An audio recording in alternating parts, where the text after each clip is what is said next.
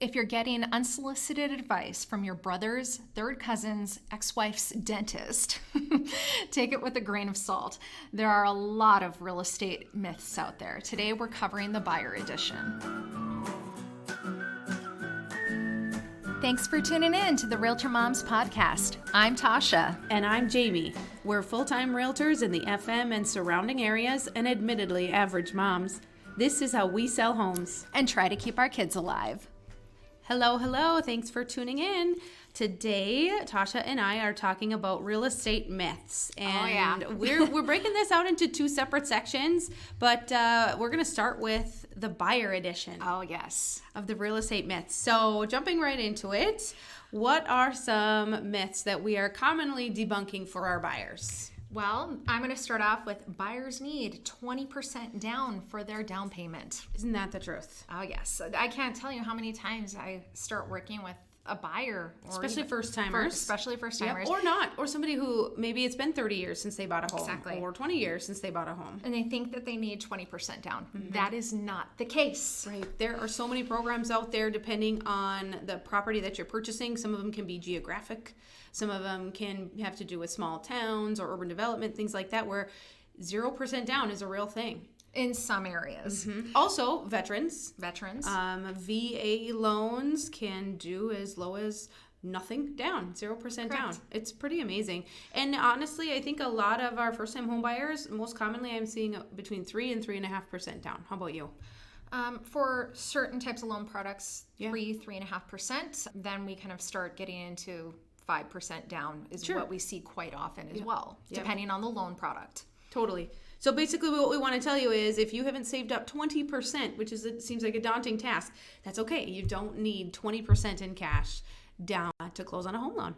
Another one for buyers, right, is how about your credit? Let's talk about credit. Your credit has to be perfect, right, Tasha? Oh, 100% yes. perfect, 850. No, it doesn't. No, you don't need to, you don't necessarily have to have that perfect credit score to get into a home. There are certain requirements or different thresholds you have to meet for that credit score. Right. And many times there are lenders that will work with you if you have a lower score and kind of do those simulations to give you an idea. If you pay off this bill, this is what they're projected to bring the credit score up to. So there are some options out there, but you don't necessarily have to have the perfect credit score.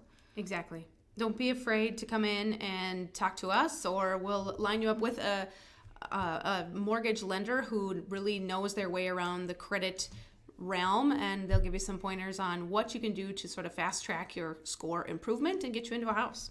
All right. Well, the next one that I have on my list is you don't need a pre-approval before making an offer on a property. Yeah. Especially in this market, right? I know. No. Myth.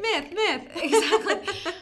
Well, think about it this way. Jamie, what would you do if you had, let's say you have a listing and you have a seller and there's multiple offers. Let's say you receive 6 offers on a listing and you have one buyer who came in and said, we haven't gotten pre-approved yet, but we'll do that after we get through this process. I don't care if I've got 6 offers or if I've got 2. If the other one is also quite good, it's probably a no-brainer. We're not even going to bother with the one who didn't come in prepared, because not having that pre-approval letter is worth the paper it's written on.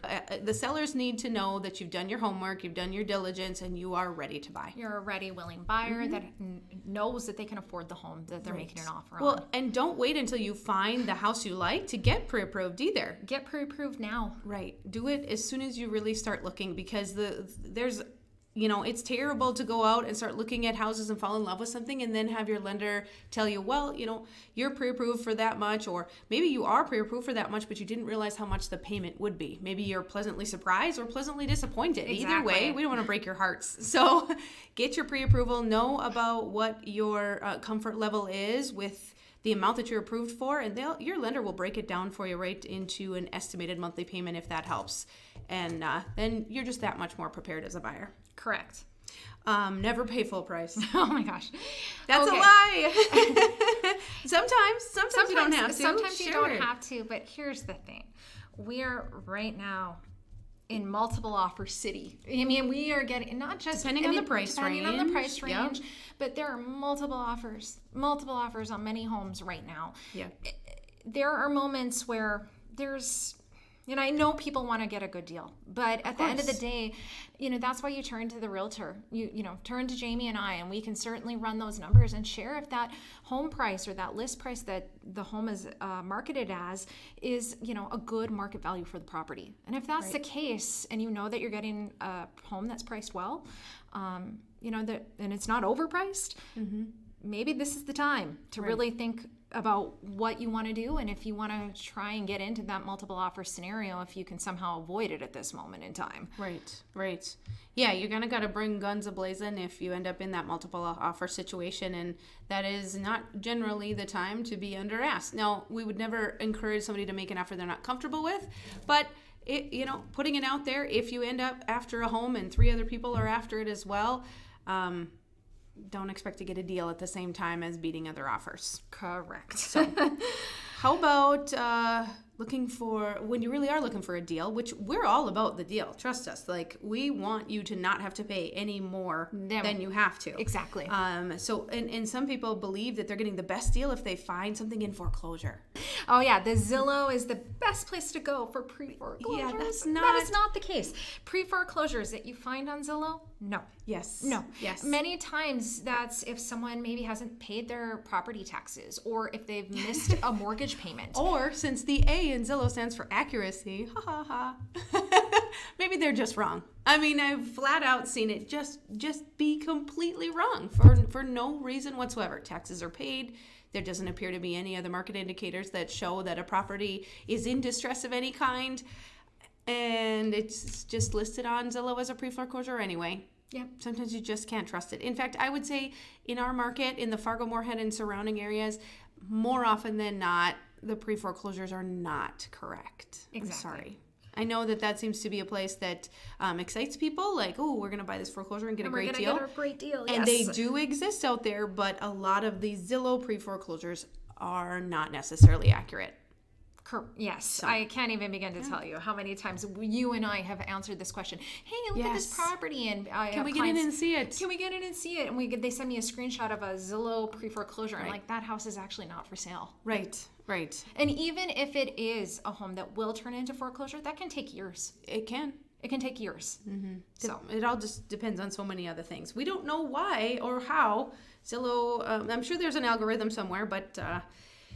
Yeah, just a word of caution. Zillow's pre-foreclosures aren't always, or even close to always, accurate. Okay. What about this one? Oh, that house has been on the market for a while. There must be something wrong with it. Oh my gosh. Oh my gosh. Yeah. Sometimes it can be. There can be many reasons for this. Maybe, totally. Think about the people that maybe don't stage their home to sell. Mm-hmm. They don't stage, maybe they didn't have photos or proper photos of the listing. Right. There can be multiple reasons why a home doesn't sell.